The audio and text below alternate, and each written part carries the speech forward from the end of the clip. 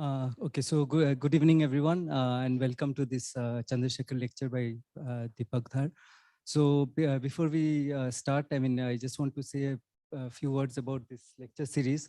So as I mentioned already in the morning at ICTS, we have a number of named lectures in sort of three main areas. In computer science, we have a lecture named after Alan Turing.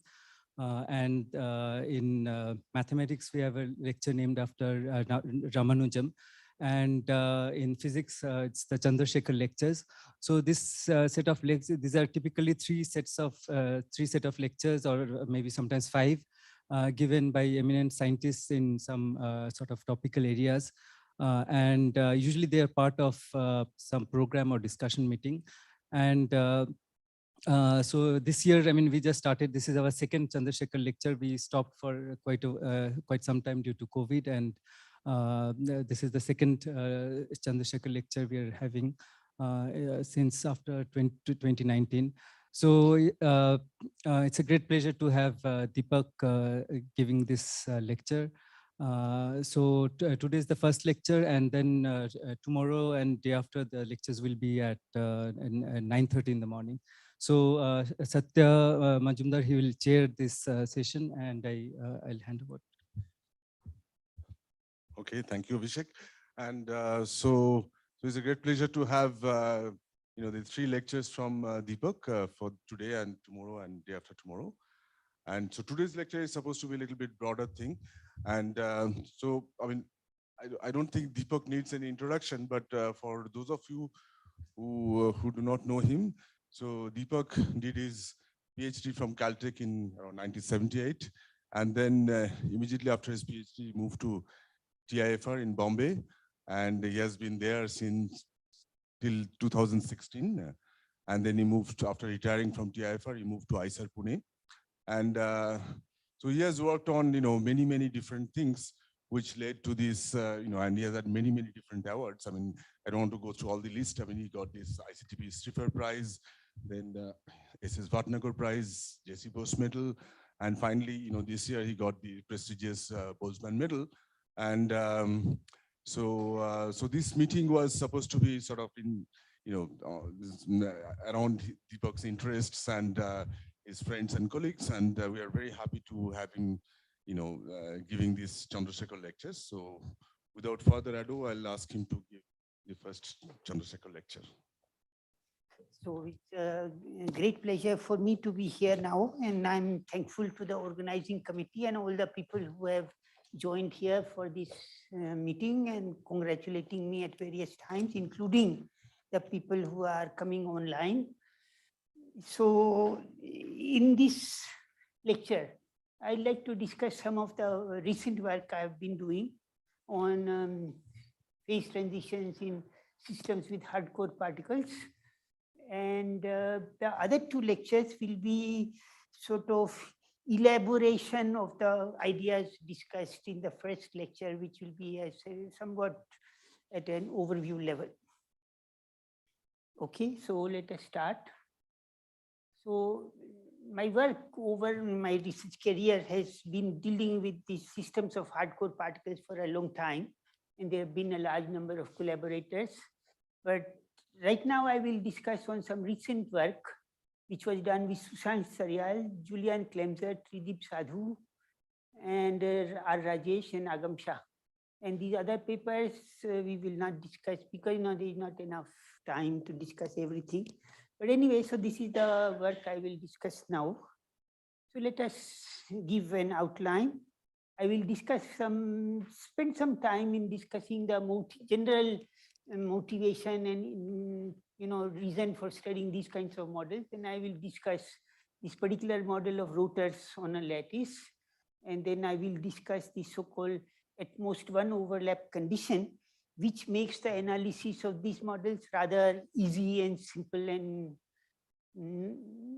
useful to study, for instructive for more general studies.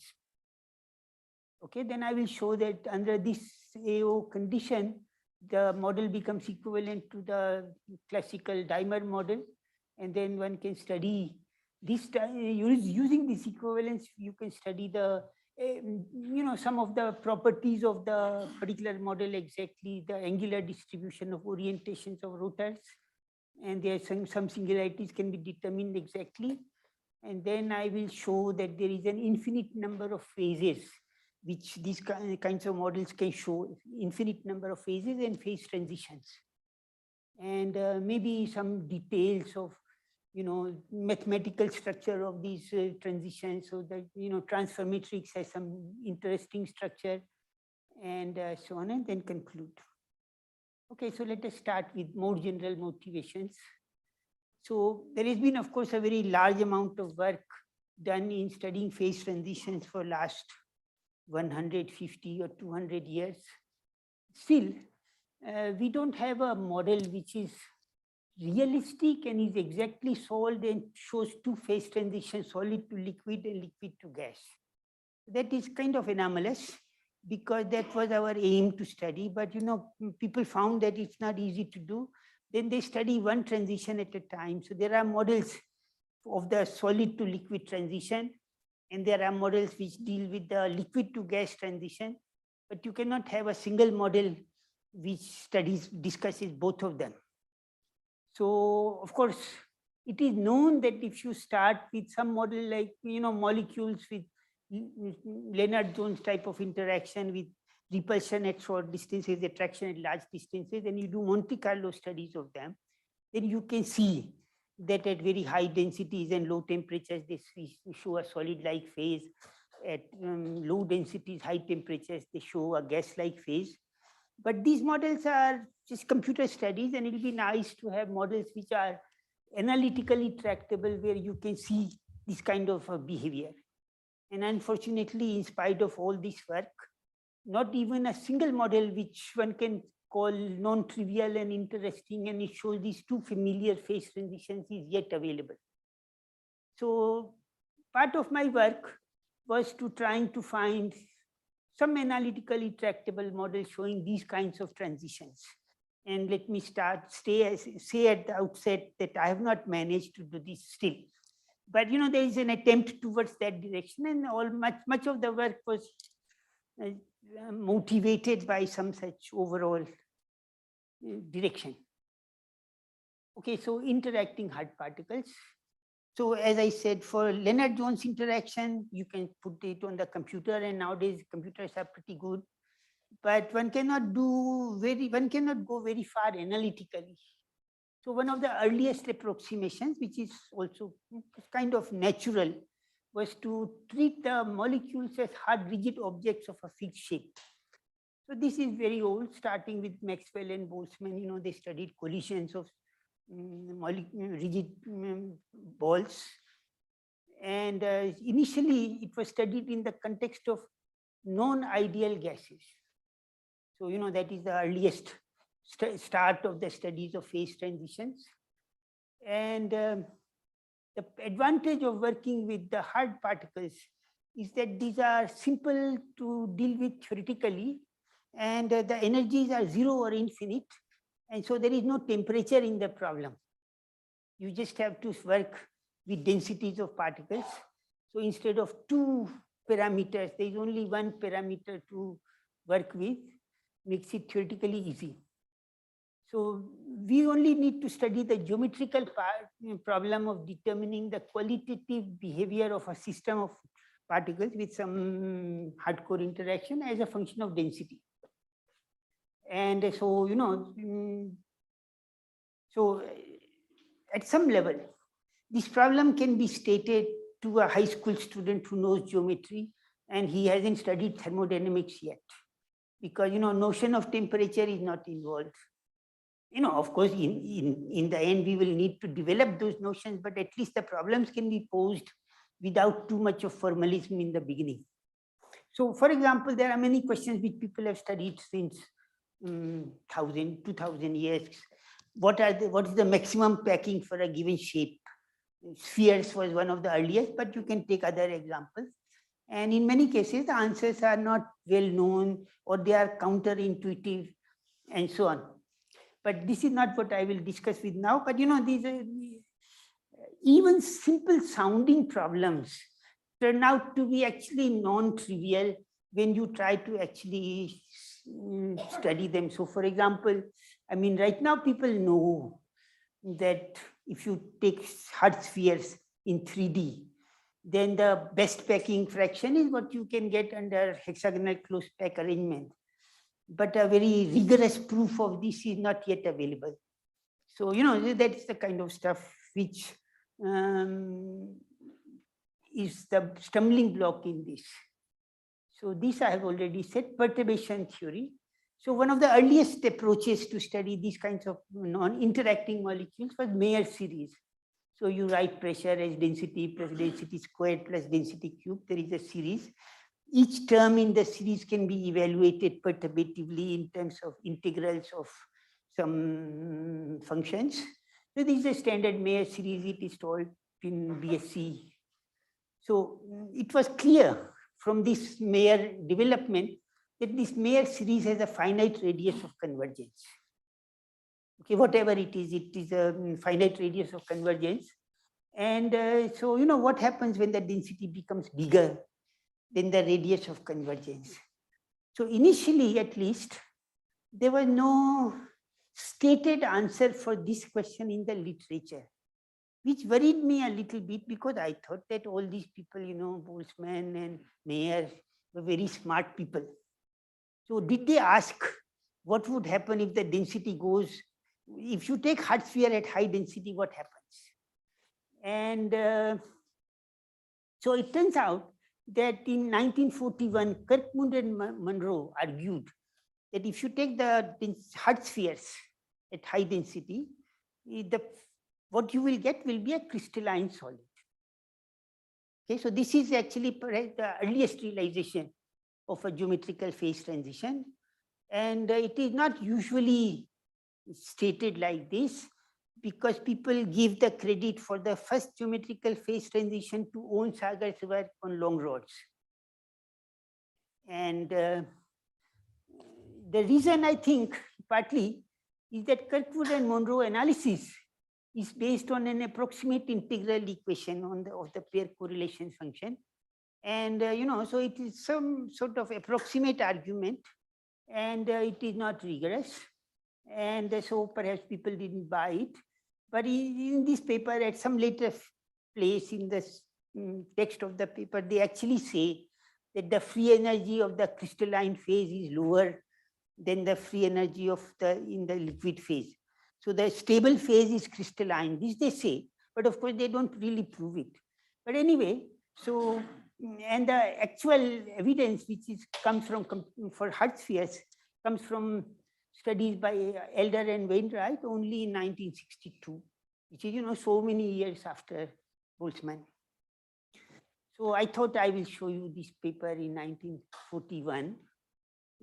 And here they say the periodic solutions characteristic of crystalline phase are found in certain range of parameters depending on temperature and volume. So that is the crystalline phase, and this is the geometrical phase transition. So phase transition in hard sphere models. There is no liquid gas transition in hard spheres because the liquid gas transition depends on the attractive part of the interaction. It is not there.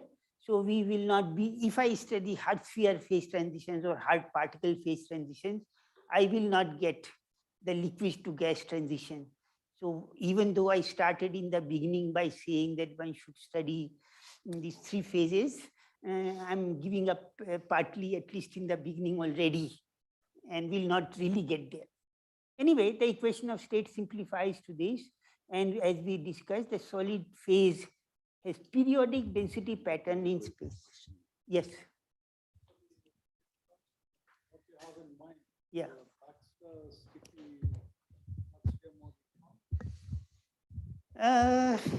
Yes and no. Yes and no. It only shows one phase transition, as you know. So it has the crystal to gas transition, but not two phase transitions. It will show the liquid gas, no? No, it is solid to liquid. There is a crystalline solid phase, ordered phase, and there is a disordered phase, whatever you want to call it. Crystalline to fluid phase transition. Okay. Okay, so yes.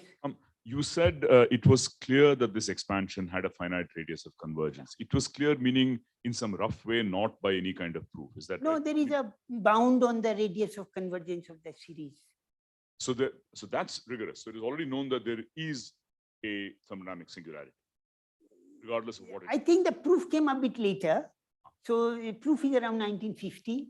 But the realization that the coefficients seem to increase geometrically was there earlier.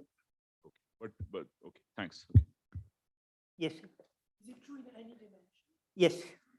Beyond one. Beyond one? Yeah. Because I thought that the highest density packing was not crystalline in all dimensions, only in a few of them. So no. So I think this stuff I'm only saying for 3D just now. I don't really know for high dimensions. It is not known that the best density is crystalline, but it's also not known that it is not crystalline, I think. I thought it was known that it's crystalline for 8, 24. I thought there was some expectation that it's not.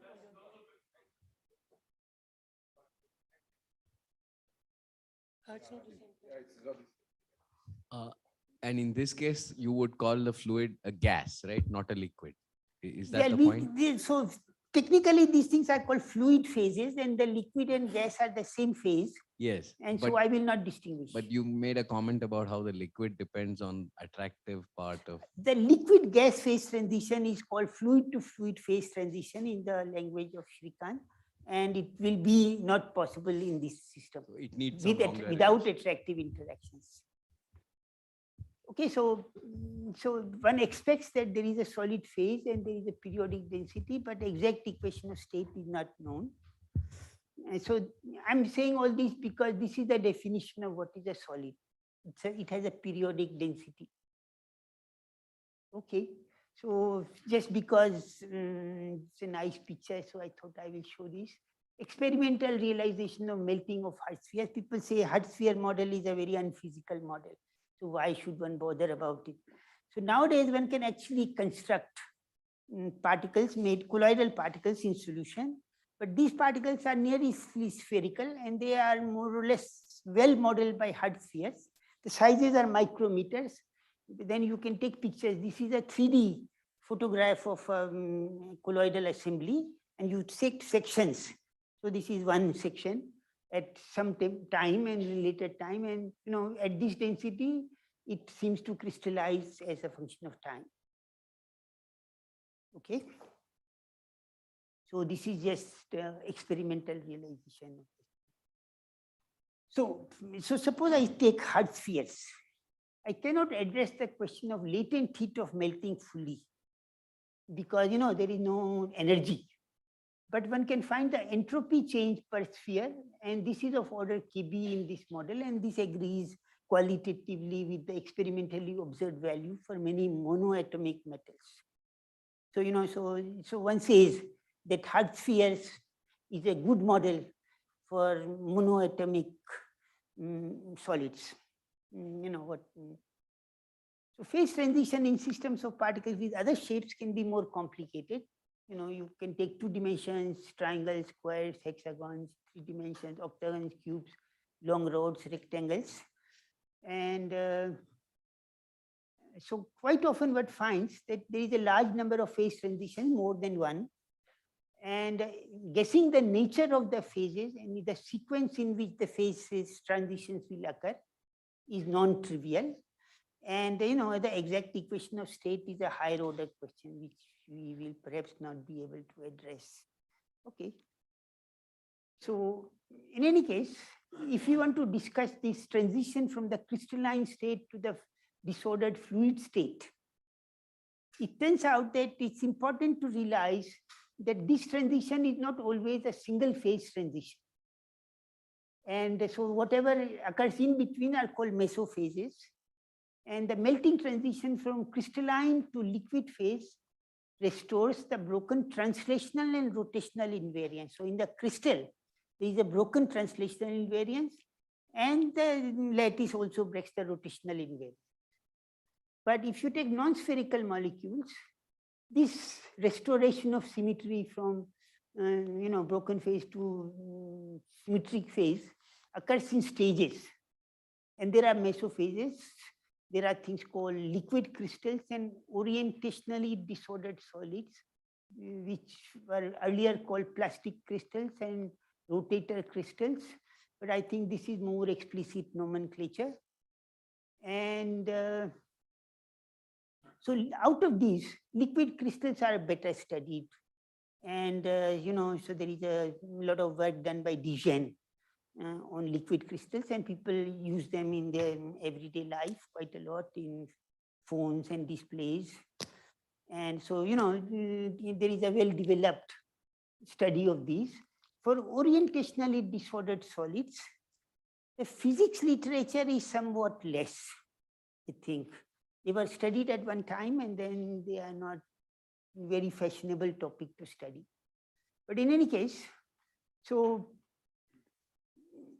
what happens in liquid crystals is that when you go to something like a asymmetric phase, there is a restoration of the translational invariance in some direction, but the orientational symmetry is still broken. And in plastic crystals, when you make a transition, the crystal breaks, but the rotational symmetry is still broken. So it is the opposite. In one case, the symmetry which breaks first is the translational symmetry, or sorry, the symmetry which is restored is the translational symmetry. In the other case, the symmetry which is restored first is the rotational symmetry. So that's the interest in trying to study these kinds of systems. So we'll discuss non-spherical molecule hardcore particles that are pivoted at lattice sites, but can have arbitrary orientation so long as they don't overlap. So this is an example model of these rotator crystals. Rotator crystals are actually very common. Even simple materials like nitrogen, in the crystalline phase, they show a rotator phase in between, where the nitrogen molecule, which is not a spherical molecule, can have rotation, but different molecules at different lattice sites will have rotational disorder. Okay, so they are not orientationally ordered, but they are translationally ordered. Okay, yes. First of all, the lattice has already given you a set of directions. Yes. And then you've got a molecule. Yeah. And presumably, even if each molecule is sort of tumbling, it still hangs about in certain directions preferentially, right? Because of the asymmetry imposed. So it's not as though the orientational distribution function of each molecule is isotropic. Yeah.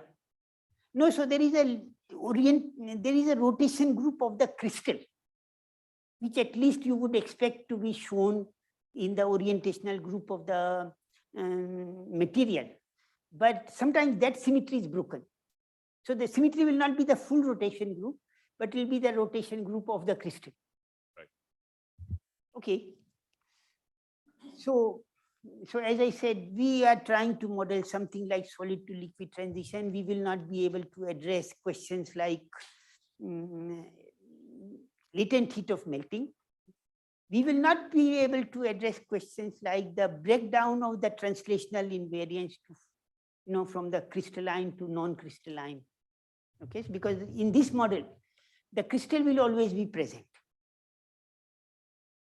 But you will see a sequence of phase transitions still, and the orientational order will be lost in stages. And to that degree, it is modeling some part of the reality of the original system, not the whole thing, but at least some part. So it's a model which shows only hardcore interactions and a sequence of geometrical phase transitions. So this is all we will be managed to show in this simple system. Okay, so this is just for, making precise the, in pictures, the liquid crystalline phase, there is a crystalline phase, and then there is a symmetric phase in which there are layers. So there is the periodicity of density pattern in the one direction, and within the layer there is liquid-like order, or there is no crystal. But then you go to a lower density, it becomes nematic, where even the layering is lost and there is no translational order present. But orientational order is present. At even higher density, you get isotropic liquid. So this is the kind of transition you see in liquid crystals.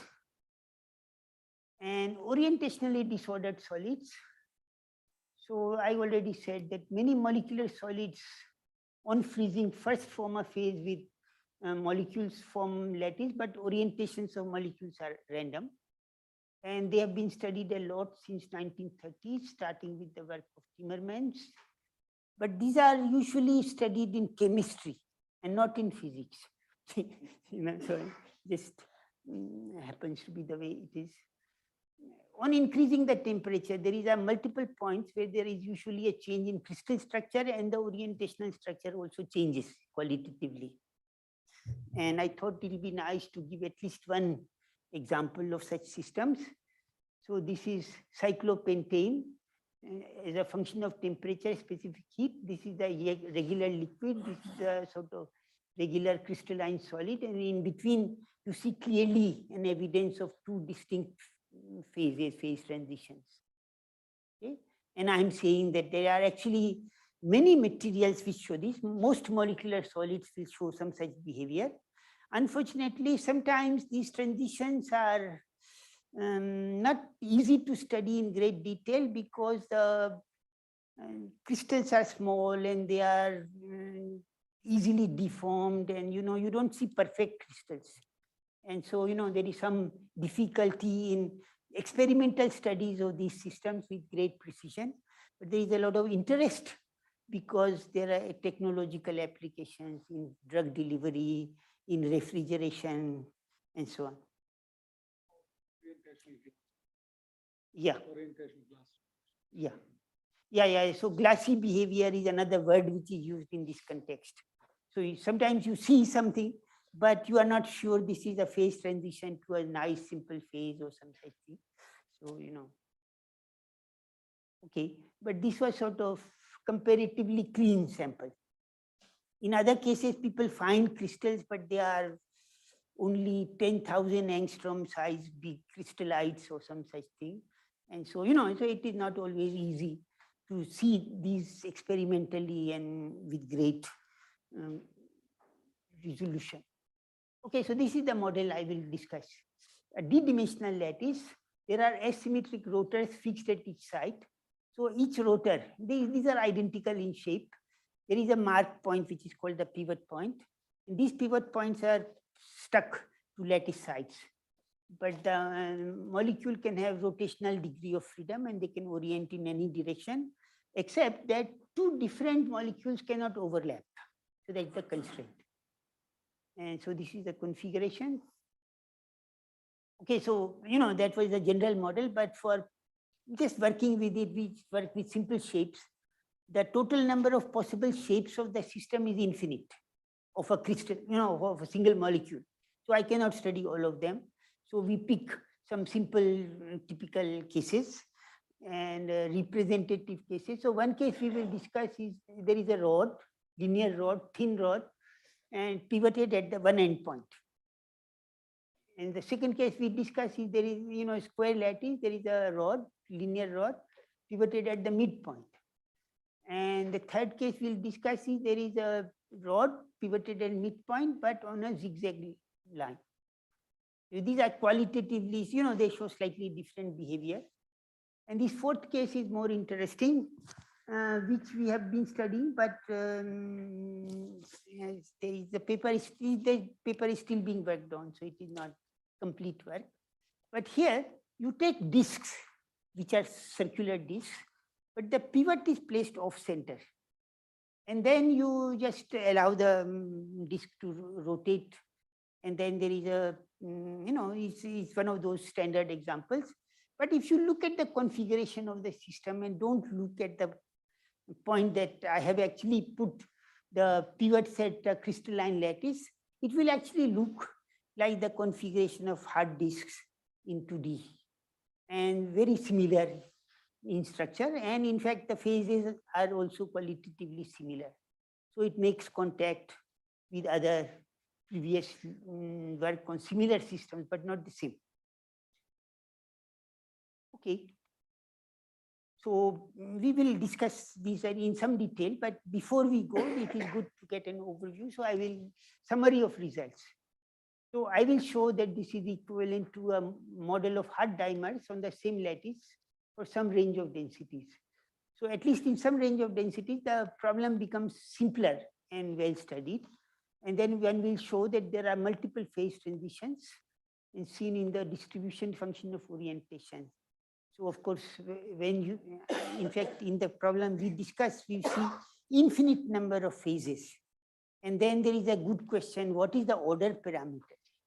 And I guess the answer is that the single order parameter will not be able to describe all these infinite number of phase transitions.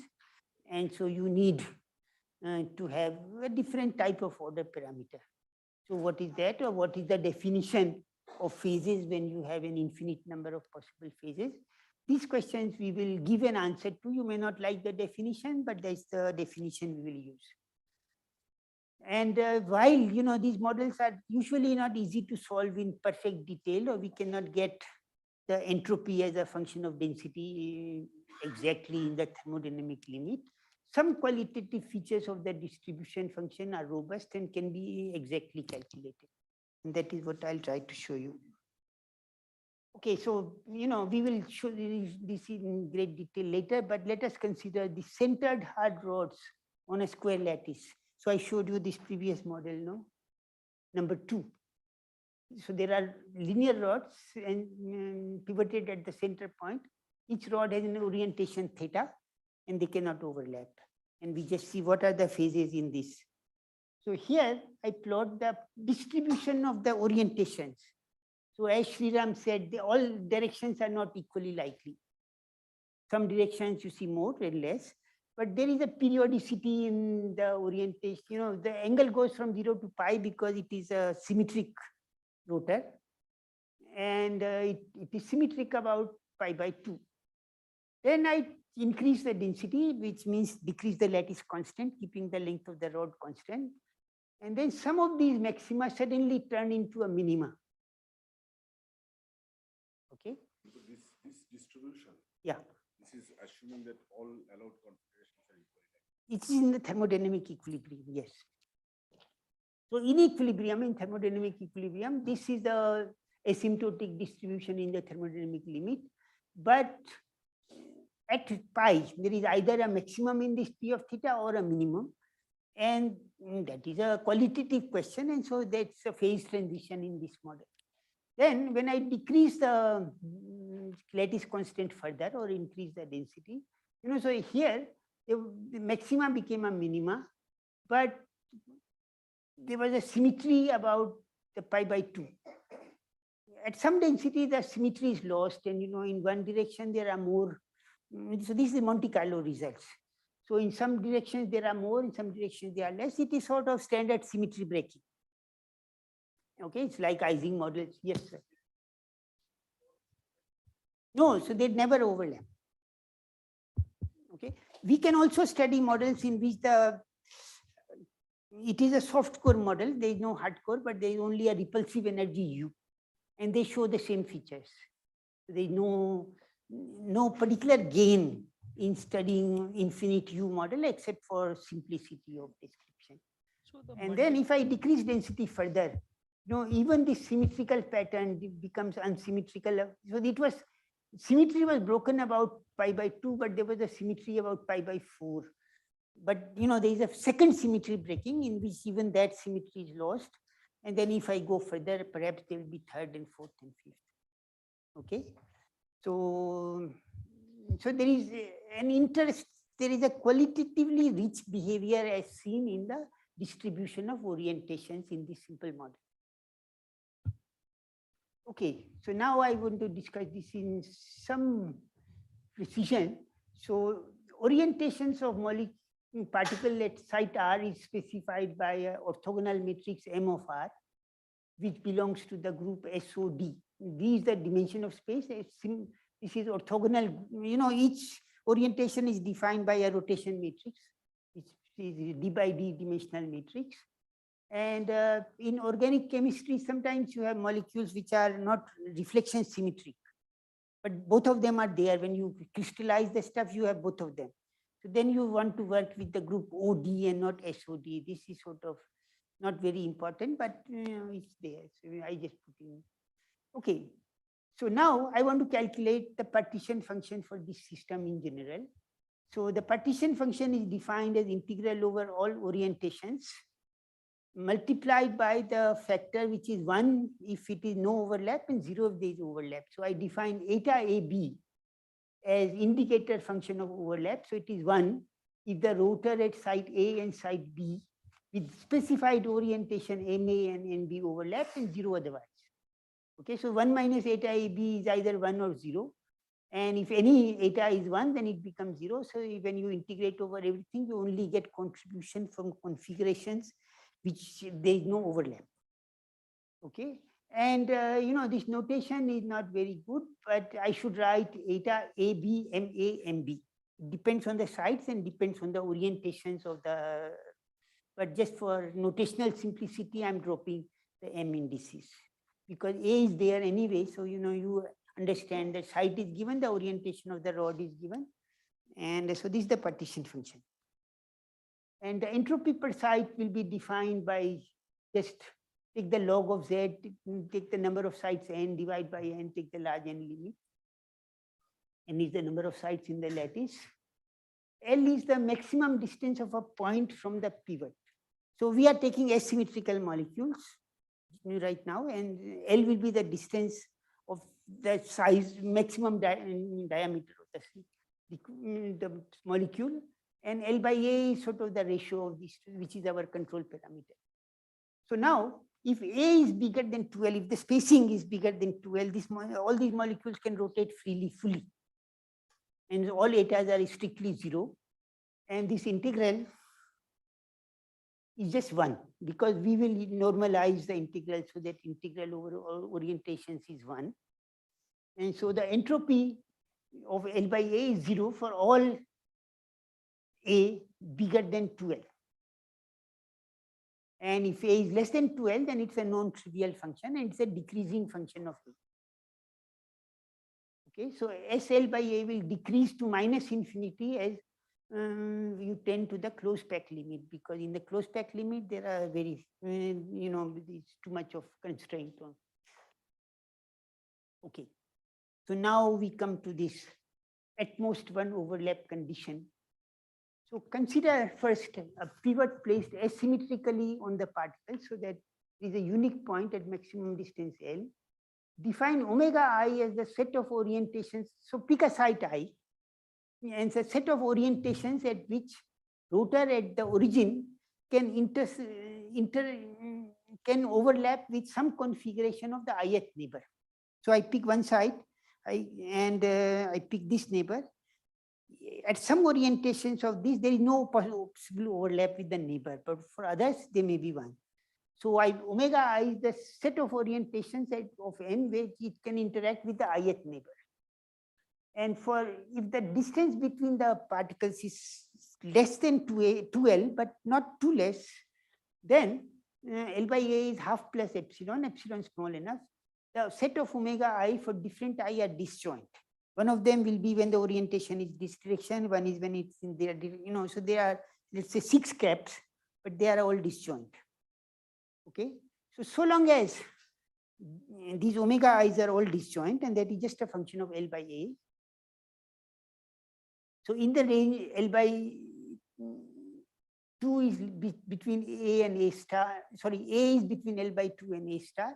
Any rotor can overlap with at most one another rotor in any configuration of orientations. It's a, if you just look at it, it's a fairly obvious geometrical condition. And this will be called the at most one overlap condition. And in this notation we developed, eta is the overlap for I with J and I with J prime, J not equal to J prime. This product eta times eta is 0. For all Ij, all orientations of molecules at I, J, and J prime. So this condition, when it is valid, is called the at most one overlap condition. And as we said, there is a range of A for which it is valid. And if A crosses this value, becomes lower, then it is no longer valid. Okay, so for thin rods pivoted at one end, you can check that the range of A is between 2L and root 2L. For other shapes, you can also calculate this A star fairly easily. Okay. So now you have this partition function, which we wrote before. And now I just expand this product into products of etas with 1 eta, 2 eta, 3 eta, and develop a graphical expansion for them and draw a line whenever there is an eta, and not draw a line. It's like the high temperature expansion for the Ising model or the Mayer expansion. And then I do those integrals first and do the summation over the possible etas later. And then the miracle occurs that all the configurations with non-zero weight are only configurations where there is at most one overlap. So there is only one rod at each side at most. So those configurations look like this, and these are called dimer configurations.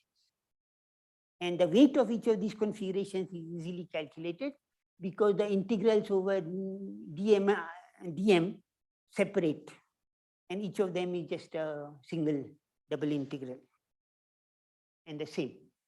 So the weight of each bond is this dm eta. And Z is negative. So, you have to think of the dimer problem, but with negative fugacity of dimers. So you have to analytically continue the behavior for positive Z. Okay. The calculation of partition function reduces to a classical dimer model problem of finding the number of ways of placing R non-overlapping dimers on the lattice. How many dimers? What is R?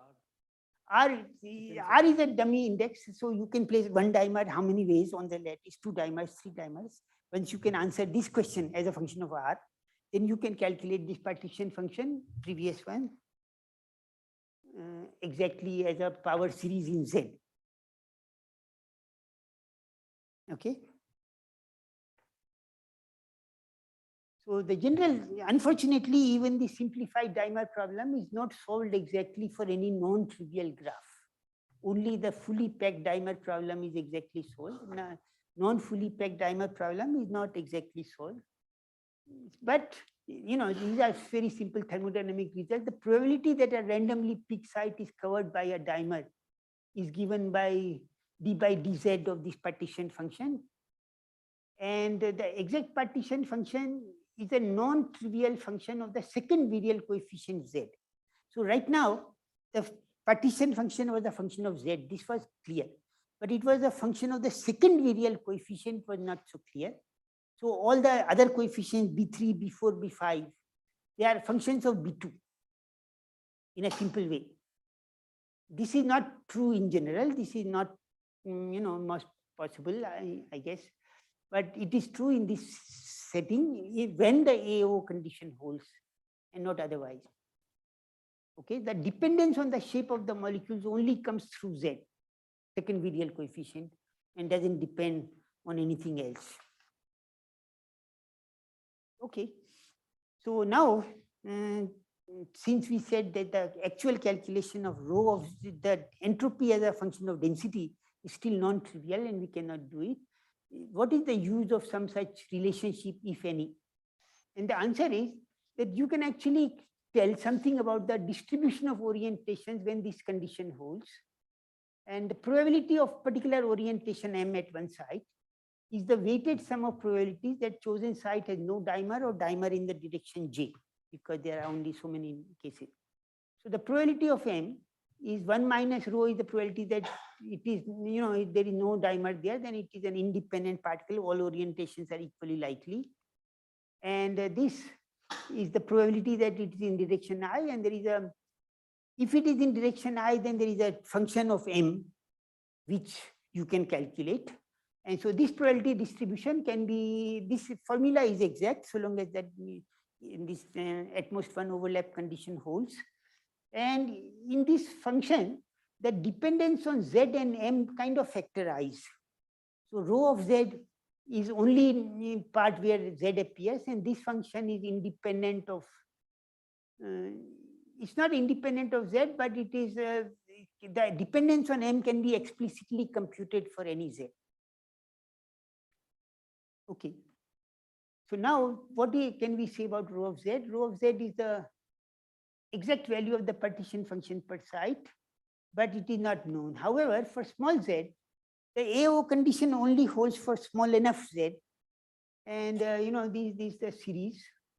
And so these coefficients are known exactly, and one could actually work up to some 20, 30 terms by using some very simple enumeration programs, but it's not needed because these are the values. This is the largest value of z which is allowed where this single overlap condition breaks down. So that's around 0.015.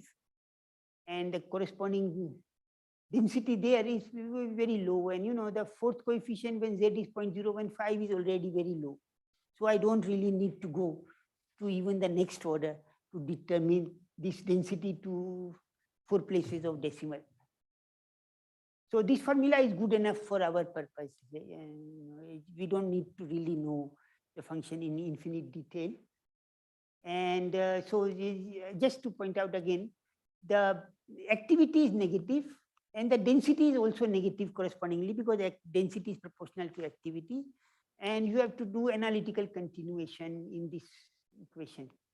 But anyway, once you get rho of z, which is negative, and then you go back to this formula, then the probability distribution for M is well behaved and it's positive everywhere. There is no problem. And this is the distribution you get as a function of theta for different values of A. And you can see the functions are fairly non-trivial. And the probability distribution can change quite a lot by 6% when the density changes by about 1%, 1.5%. And so it's the matches exactly with the Monte Carlo simulations. And so that is what it is. Okay, so now what happens if this condition is not true? Suppose you have a symmetrically placed pivots. So you have a rod, but put the pivot at the center. Then AO condition doesn't hold for any non-trivial range of A on a line, because if something can overlap something to the right, it can overlap also on the left. But then there is a lower version of this which says that the rods can overlap only with 2 rods at both on the X or both in the Y direction. And then you look at the allowed graphs, they look like this. Okay, so this problem is called the poly-dispersed long rods on a lattice problem, for which even less is known. So in this case, actually, we don't get any angular distribution of which shows a simple separation between the M dependence and the density variables. So all our results for the symmetrically placed pivots is only numerical. Okay. Okay, so now let me discuss the infinite number of phases as a function of L by A.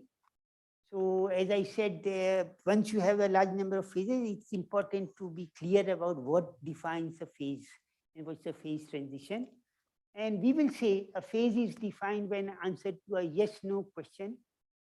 So there are some control parameters, you change them continuously. And you ask some question about the correlation function of the model. And say, for example, does it have Bragg peaks? Sometimes the answer is yes, yes, yes, and suddenly it becomes no. And when the answer changes from yes to no, that's a signal that some phase transition has occurred. Okay, so not every such question. Not every such question identifies a phase. No. I will say it defines a phase, but some phases definitions are not particularly useful. But I mean, say between something with a structure factor peak at non-zero wave number and without such a peak, those two aren't different phases. They're both fluids. Yeah. So I would say the definition of a phase, say if the density is more than √2, then it is called phase A. If the density is less than √2, is the undesirable phase. Is a definition, but it is not a useful definition. Okay, so we will use only you have to be selective about what questions you use to define phase transition, but all definitions are in principle valid. There's also usually some component of the answer to the question to get sharper in the thermodynamic. So I'm sort of right now saying that these questions are defined in the thermodynamic limit. And the answers are yes and no. They are sharp answers. They know maybe in between in the answer to the question. But if they remain sharp, that's not a good. No, I would say it's a good question. It's an allowed question for sure. Yes. Okay. In fact, we use that freedom to define the phases we like. Don't define the different phases in terms of free energy. No, it's a consequence. So we find that if there is a phase transition defined this way, then the free energy also shows some interesting behavior. But I'm not insisting that it show a derivative discontinuity or some such thing. What about the fixed point becoming a limit cycle? I don't know what's a limit cycle. In this question, there is no limit cycle. Question, like, is there a limit cycle in some people? No, so the question has to be a yes/no question. Is there a limit cycle to what? To a correlation function. Okay. So the question we will ask is a very simple question. It says, you give me a rod. Can it directly overlap with another rod at this point m and away? The answer is sometimes yes, sometimes no.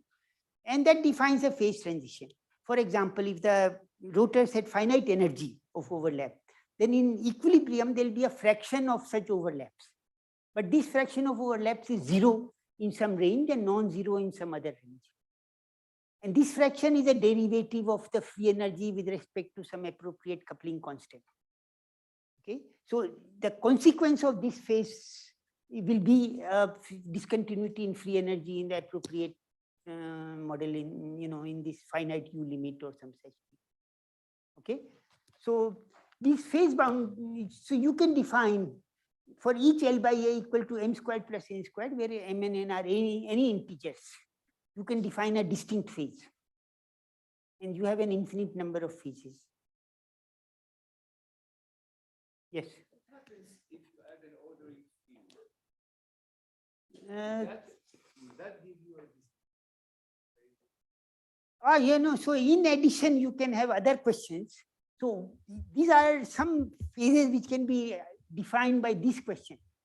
But I can add extra questions, which I will do in the next slide. So in addition, you can ask that is the average value of cosine theta 0 or non-zero? Deepak? Just 1 minute. And so the answer to that may be yes sometimes and no sometimes, and that defines also a distinction between phases. And that definition is in addition to the phase transitions I have already defined. So you can take some definition, some question has yes, no answer, then you can ask a second question, and the set of all possible such questions together constitutes the definition of a phase. All good questions constitutes the definition of a phase. There was another question. Yes. Can different part of the system have different kind of local rotor models? We are discussing spatially homogeneous systems. So if you have a system in which some part is one phase, some part is in another phase, we will not discuss it just now. Pure phases. But nature should not be particular about a particular kind of interaction between. I have not discussed interaction. I only No, I mean like arrangement of rotors. Like so these questions are thermodynamically averaged correlation functions based on definition. They are not based on one configuration. Okay. So again, let me show this picture again. So here you see now this phi of theta you can see a little bit better. So as you change, initially everything is flat. That was for when things can interact move freely, and then some directions become preferred, and then as you squeeze the lattice, then these the peaks grow, but at some value of A, the peaks actually become dips. And here you see in this range, there is some range in which something is flat and then there is a dip, and this flat region becomes smaller as you change the density.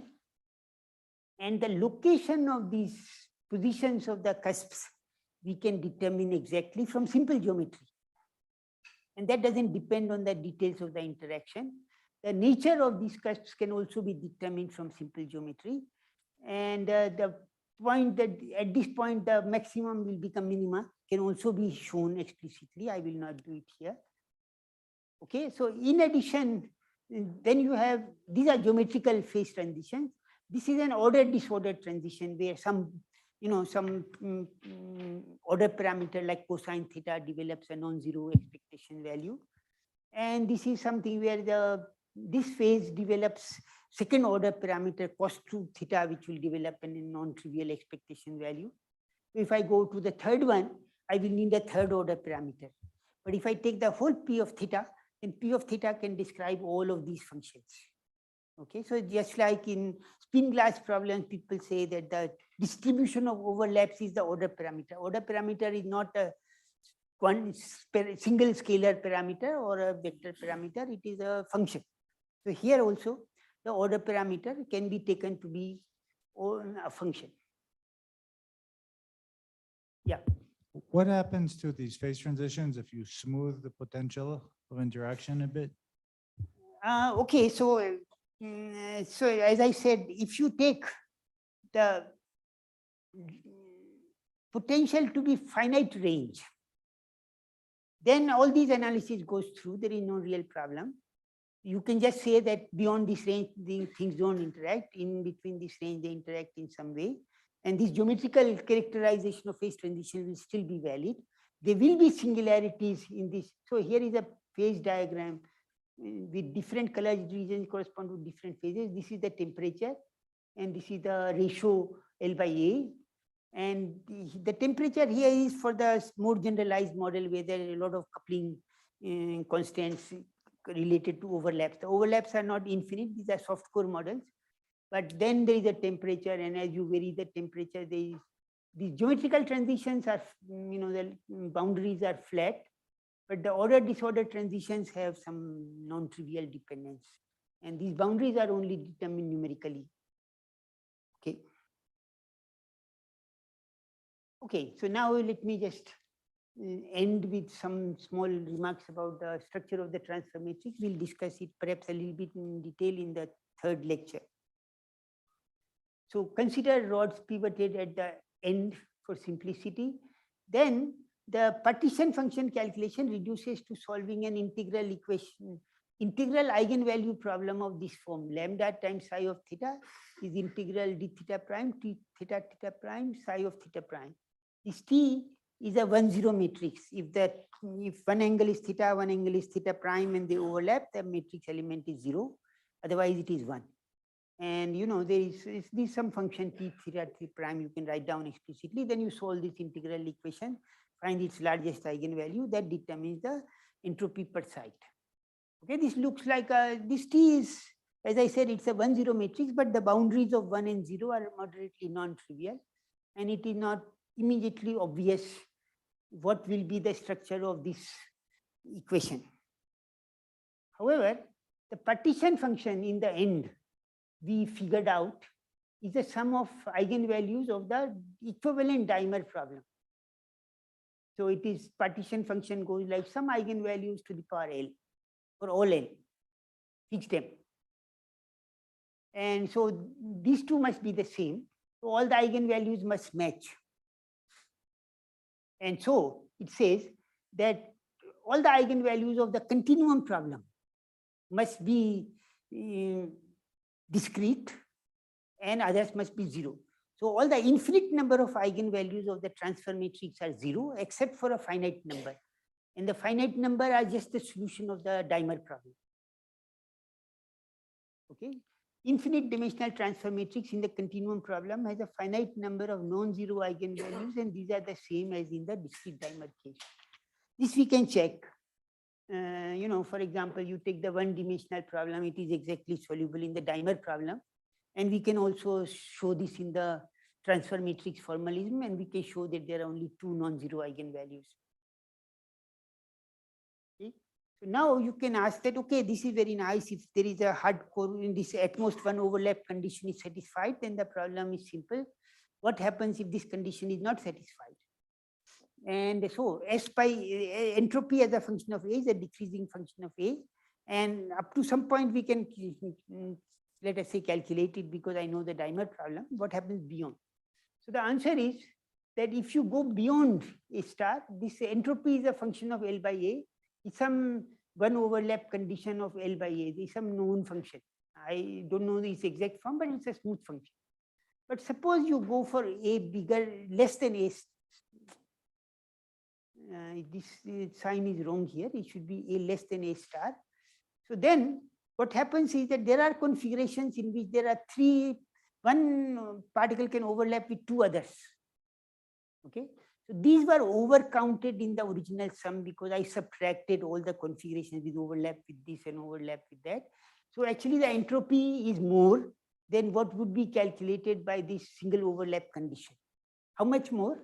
That extra term can be shown to vary like A minus A star to the power 3 by 2, because the number of configurations where three particles overlap together will go as this distance from the critical point to the power, from the special value to the power 3 by 2. Okay. So, the first derivative is continuous of entropy, but the second derivative doesn't exist, is infinite. So let me stop here. The concluding remarks: the model of hard rotor shows a large number of geometrical and order disordered transitions. The problem becomes simple for a range of densities where this at most one overlap condition is satisfied. And what I felt was that this problem was sufficiently simple so that it can be put in undergraduate textbooks when you teach Mayer expansion, because the usual Mayer theory is rather tough and rather involved, and it's hard for students to follow it. But these arguments are actually simpler and easier to follow. And the transfer matrix problem has a simple structure when AO condition is satisfied. And so we said that infinite number of eigenvalues are 0 and others are finite. But as soon as A becomes bigger than A star, all these infinite number of eigenvalues all become non-zero. Maybe there are one or two which remain 0, but if there is a continuum of eigenvalues, and most of them are non-zero. And so this structure suddenly changes from infinite number of 0 eigenvalues to an infinite number of non-zero eigenvalues.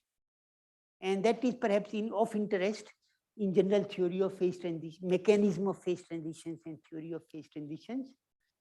And this problem is still in progress. But anyway, the problem of asymmetric hard disks is an interesting variation of the standard hard disk problem. It shows a geometrical phase transition. Also, it shows a Kosterlitz-Thouless-like phase where the orientational order of this has a power law decay. If you look at it closely, you can also see orientationally ordered phases, glassy phases, and all kinds of stuff. So it has a very rich structure, and we haven't actually understood it fully. So let me stop here and.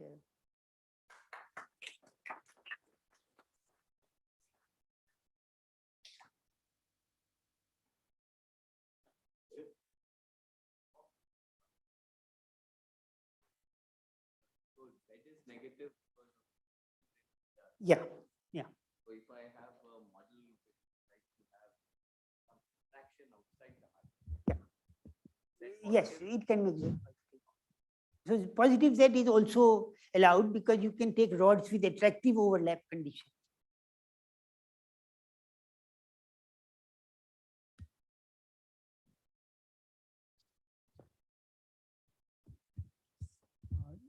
So this, the AO expansion is exact if for a certain range of the lattice spacing. Yeah. And then you're saying if you do the expansion, you can still show a number of transitions. Yeah. No. So the number of transitions came from definition, but it's obvious and it's robust and it doesn't depend on the expansion. It's not a function of the expansion. It is just a definition of the model gives you the fact that there are so many phases.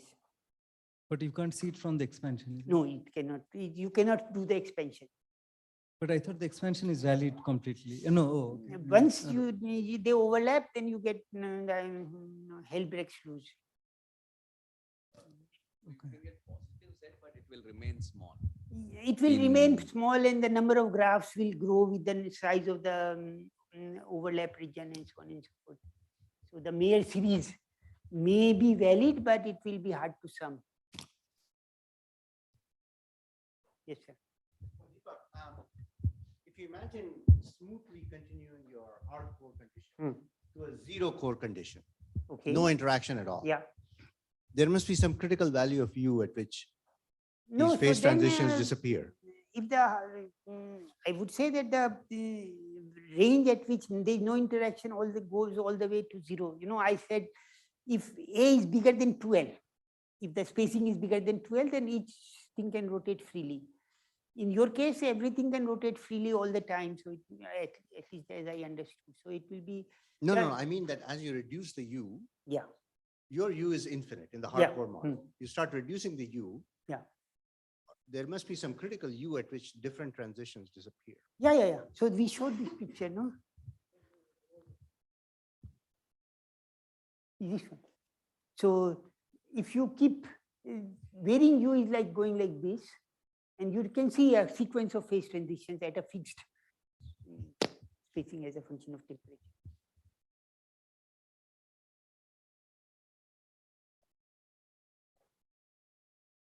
Are there any more? No, there is some question. Yeah. Transitions, is there a simple power series of A minus A star to the power something n? So here, the L by A equal to square root m squared plus n squared gives you the exact position of all the geometrical transitions. Grow at those points near those? Okay. And that is only done for one particular case here, no?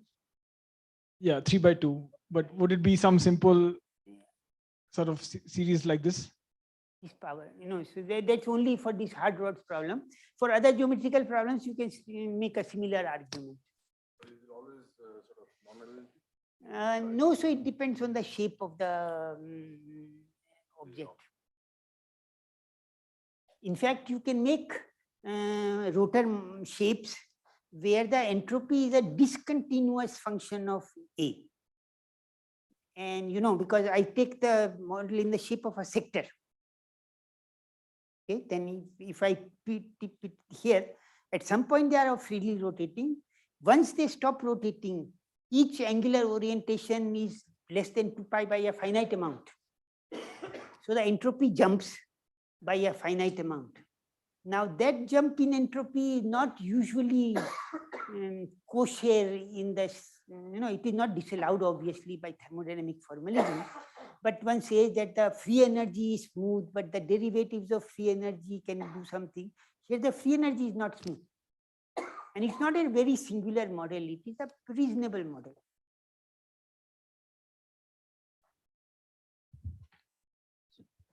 So naively, like without doing any calculation, suppose like each rotor can move only in one quadrant. Yeah. Right. So that configuration, I mean, why that configuration is like it doesn't contribute where they said theta goes from 0 to pi by 2. So no, that's also a given configuration, and why that's not a, I mean, in the thermodynamic limit. It's a set of configurations. Yeah, why in the thermodynamic limit that configuration do not it's show not up? A configuration. If one molecule behaves like this, nothing will happen. No, all molecules, but then there is a macroscopic constraint, and it will change the structure of phases in a significant way. No, I'm allowing whatever this thing, but I look at only only the configurations where each rotor is moving in the first quadrant. Okay. So they have exponentially small weight. Okay. In volume. The total weight of such number of configurations is infinite. The total right? weight, because these are continuum models, the total weight of such configurations is exponential minus V.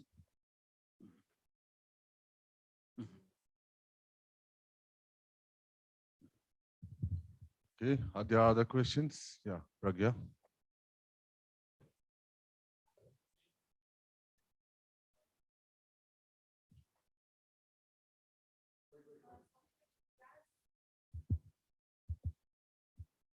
liquid gas transition is common to so many systems. Yes. And here we are considering rotor models, which are probably system specific. The Not you so started with, specific is what I was trying to convince you. yeah, no, I no. was saying a large you- number of organic molecules show this behavior. But sometimes rod, sometimes sphere, sometimes some other shape. So should not we look for a universal theory for liquid gas transition? Because you started that you wanted a model for realistic interactions. So should not one seek a universal theory, universal model? I'm not instead of very system fond of specific universal model? models in general. Sorry? I'm not fond of universal models, you know, the theory of everything. But I think the qualitative features of the problems we have studied with these particular shapes remain unchanged when you change the shape a little bit. So you have to realize that, okay, many of the results are actually not dependent on the particular shape so much. So I took lines, but you can take thick lines and they will show exactly the same behavior.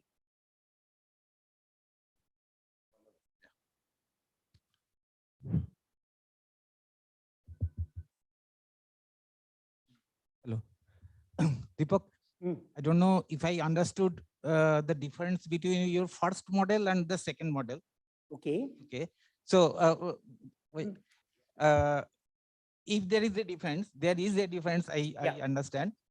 Then suppose I make a star of 3 spokes, 120-degree angle at each and every side.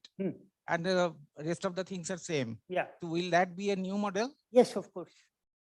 Okay. The symmetry breaking will be different and so on and so forth. Yeah. You can study those shapes. You know, so in the literature, in the past, people have studied the ICE model. It is one of the standard models in statistical physics. They have also studied the KDP model, potassium diphosphate, okay, dihydrogen phosphate.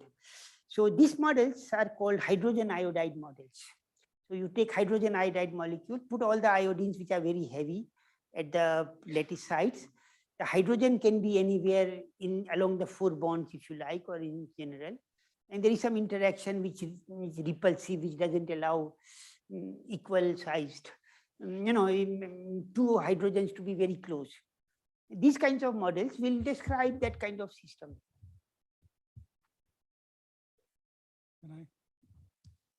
No, I mean, in the beginning, when you're talking about plastic crystals, you said statistical physicists are not so familiar with these.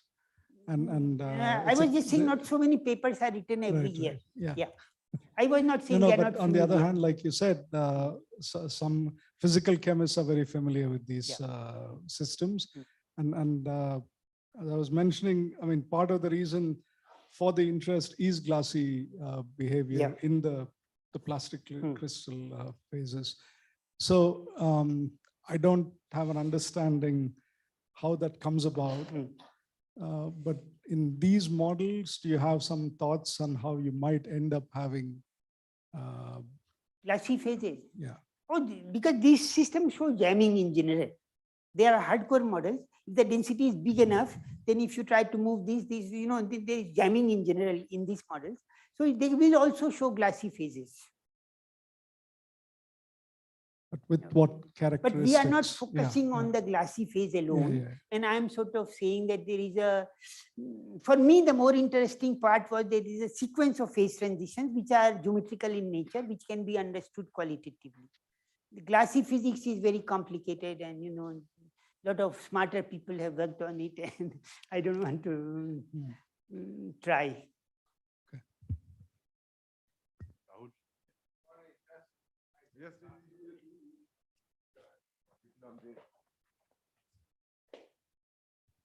First of all, you said your entropy could jump, convexity goes, and then with it, a lot of other good properties. I thought normally the existence of a thermodynamic limit guaranteed convexity.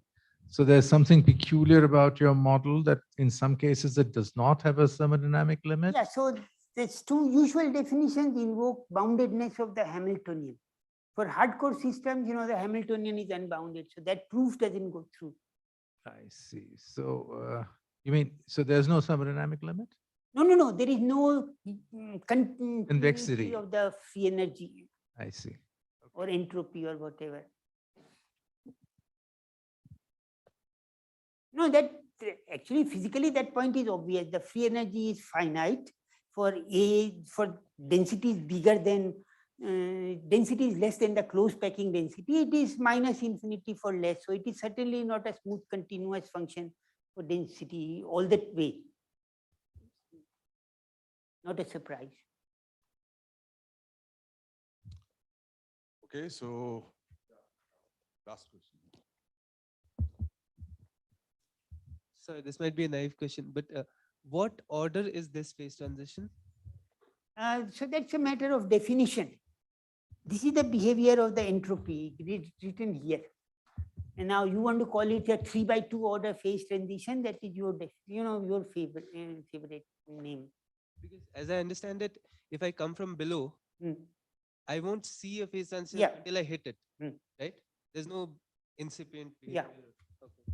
Okay.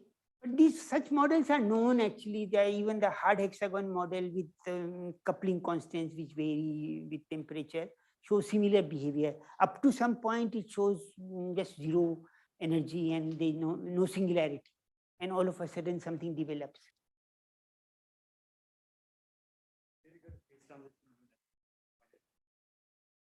No, so right now I took the large V limit, but actually most of the arguments given here are valid even for finite V. And so you see all these singularities in the free energy, even for finite samples.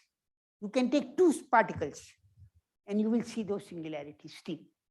Because with two particles, you cannot study as a range of, we take 4x4 lattice and you will see several of the geometrical singularities. Okay, so if there are no more questions, so this is a little memento from ICTS on behalf of ICTS. Oh, thank you.